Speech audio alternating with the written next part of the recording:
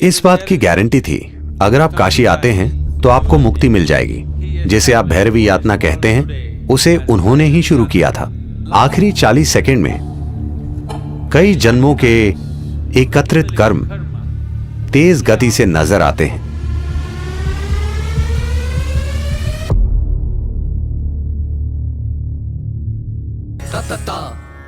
ज्यादातर लोग जीवन अच्छे से जीने का फैसला नहीं करते। उनकी एक इच्छा होती है, कम से कम उनकी मृत्यु शानदार तरीके से हो। यही छोटी सी इच्छा लाखों लोगों को काशी खींच लाती है मरने के लिए। तो जीवन के अंतिम चरण में लोग आए क्योंकि वो शानदार तरीके से नहीं जी पाए। उनका सपना था कि वो कम से कम शानदार तरीके से मरे। शानदार तरीके से मरने का मतलब है कि मृत्यु से ना सिर्फ शरीर का त्याग हो, बल्कि मृत्यु से परम मुक्ति तक पहुंच पाए।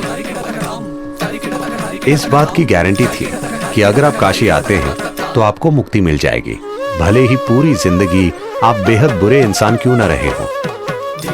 तो तमाम बेकार लोगों ने वहां आना शुरू कर दिया क्योंकि उन्होंने बुरे तरीके से जीवन जिया था और वो शानदार तरीके से मरना चाहते थे। इससे बेकार लोगों की संख्या बढ़ने लगी।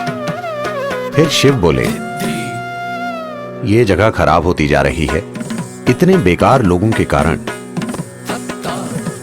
वो जगह खुद भी खराब बन गई। इसलिए वो बोले, इसे कंट्रोल करना जरूरी है। जिसे आज भैरवी यातना कहते हैं, उसे उन्होंने ही शुरू किया था।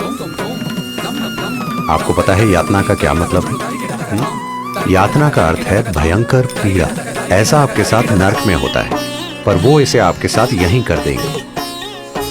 काशी महत्वपूर्ण है क्योंकि जिस तरह से उसे बनाया गया, उसकी कला, उसकी सुंदरता।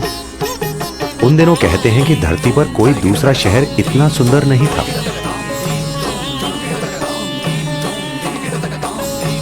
ये सब चीजें मिलकर वो एक बड़ा आकर्षण बन गया। उन्होंने लोगों का ध्यान खींचने के लिए वो वातावरण तैयार किया। तो काशी सिर्फ सुख और सुंदरता नहीं है, वो ऐसी जगह है जहां लोग दुख के सबसे तीव्र रूप को झेलते हैं, क्योंकि वो जीवन को बहुत तेज गति से भगाते थे। कई जन्मों की चीजें एक ही पल में जल जाती हैं।